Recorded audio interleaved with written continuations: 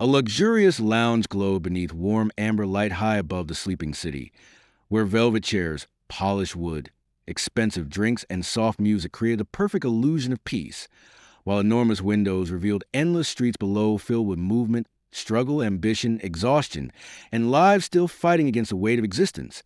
And yet inside that silent room, none of those realities seemed to matter anymore, because comfort has a way of separating people from everything, difficult enough to force growth. And the people gathered there did not merely come to rest, they came to escape pressure itself. And among businessmen, writers, aristocrats, socialites, and exhausted intellectuals moving slowly through that expensive silence, one thing connected them all: the quiet belief that the purpose of life was to become comfortable enough to stop suffering. And that belief shaped the room more than the chandeliers, the velvet, or the wine ever could. Because modern people rarely worship pain anymore. They worship ease, and ease, when pursued long enough, slowly begins to replace vitality itself. And at the far edge of the lounge, untouched by the softness surrounding him, stood Friedrich Nietzsche, calm, observant, watching the room not as a place of luxury, but as a place where human ambition quietly goes to sleep.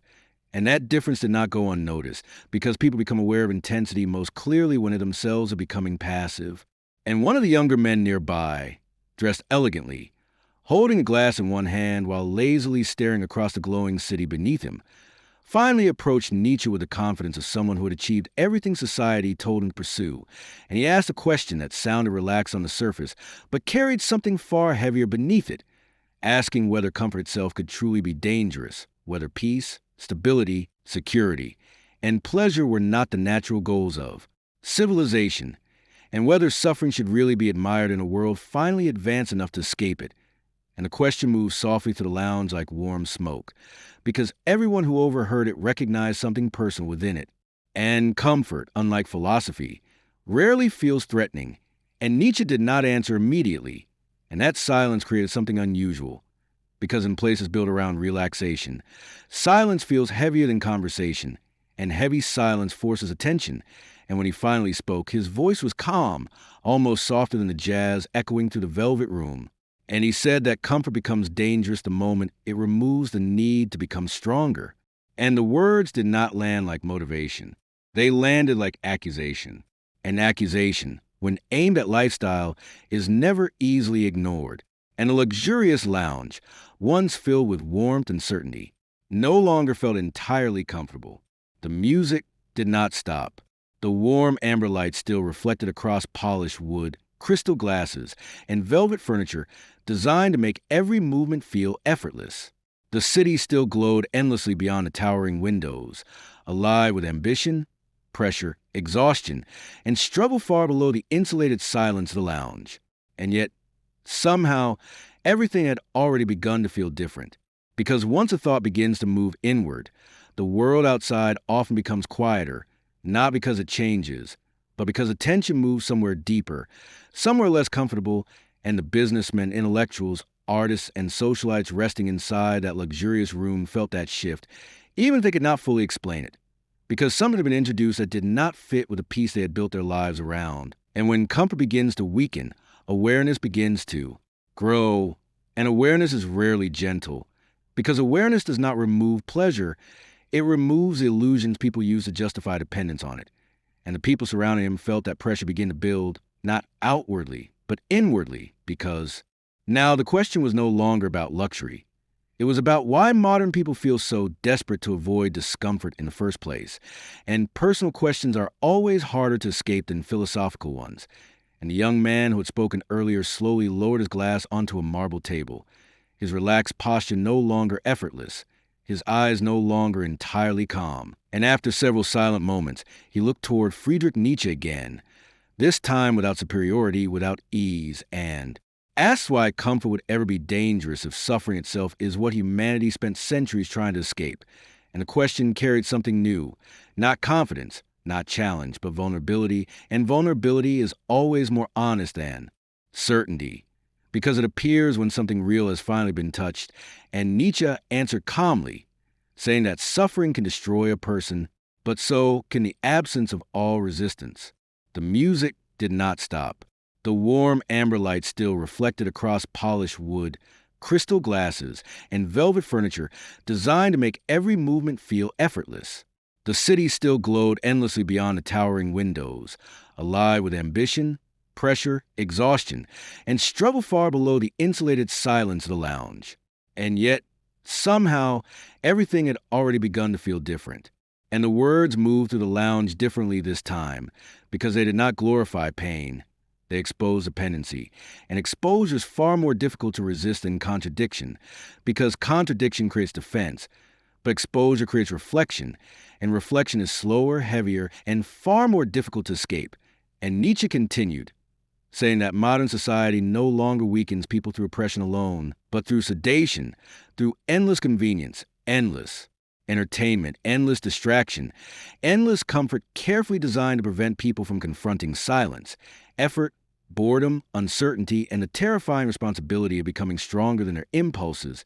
And the words settled into the room with quiet weight, because they did not describe weakness as failure. They described it as softness, and softness is something people rarely recognize as danger, because what feels pleasant often hides decay, and what feels peaceful often hides surrender.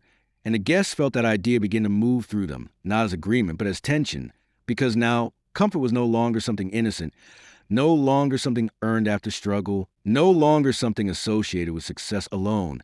It had become something far more personal, something internal, something that reached beyond the luxurious lounge itself. And one of the older men seated near the enormous windows slowly leaned forward, the city lights reflecting across tired eyes that suddenly seemed older than before. And he asked whether modern people are becoming weaker precisely because life has become easier, and the question hung in the warm air longer than expected, because everyone listening recognized something personal within it. And Nietzsche looked toward him, not with cruelty, not with sympathy, but with clarity, and said that a person grows strongest where resistance still exists, because strength is not built through comfort. It is built through confrontation. The music did not stop. The warm amber light still reflected across polished wood, crystal glasses, and velvet furniture designed to make every movement feel effortless. The city still glowed endlessly beyond the towering windows, alive with ambition, pressure, exhaustion, and struggle far below the insulated silence of the lounge.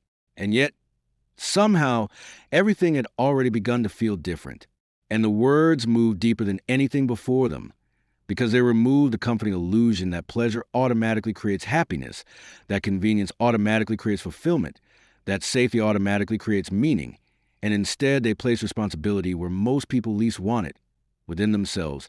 And the lounge felt quiet, not because anyone agreed, but because something within them had already begun to shift, something that could not be undone through denial. Alone in Nietzsche, seeing that shift, did not push harder, did not raise his voice, because the room had already done enough. And instead, he said that the most dangerous prisons no longer have walls. They have cushioned screens, entertainment, and endless ways to avoid becoming stronger. The music did not stop. The warm amber light still reflected across polished wood, crystal glasses, and velvet furniture designed to make every movement feel effortless. The city still glowed endlessly beyond the towering windows, alive with ambition, pressure, exhaustion, and struggle far below the insulated silence of the lounge.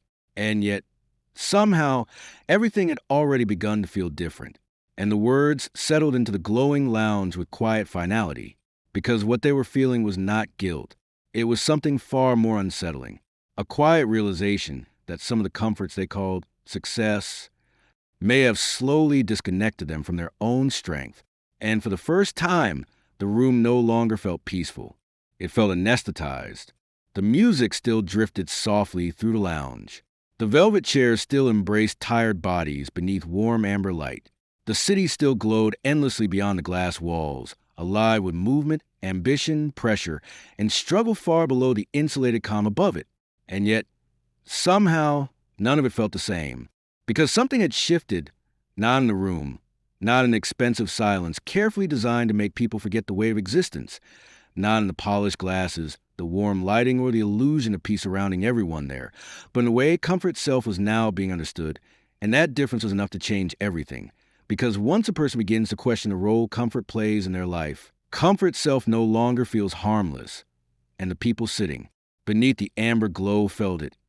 even if they could not fully explain it, because something had been introduced that did not require agreement to exist, something that had already begun to alter the way they understood pleasure, safety, relaxation, ambition, and the invisible trade each of them had quietly made between ease and growth long before they ever noticed it happening. And that alteration is what makes an idea dangerous. Not because it destroys comfort, but because it removes excuses. And Friedrich Nietzsche stood calmly within that silence, not as someone untouched by exhaustion, but as someone who had stopped asking life to become easier before becoming stronger himself. And that difference was impossible not to notice, because comfort calms people, but resistance transforms them. And the young man who had spoken first looked toward him again, his voice quieter now, stripped of arrogance, stripped even of certainty, asking what happens to those who realize too late that they spent years building a comfortable life while slowly becoming weaker inside it. And the question carried something new, not confidence, not challenge, but honesty. And honesty is always heavier than certainty, because it appears when performance finally ends.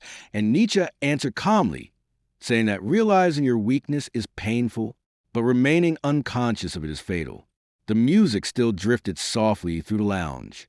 The velvet chairs still embraced tired bodies beneath warm amber light.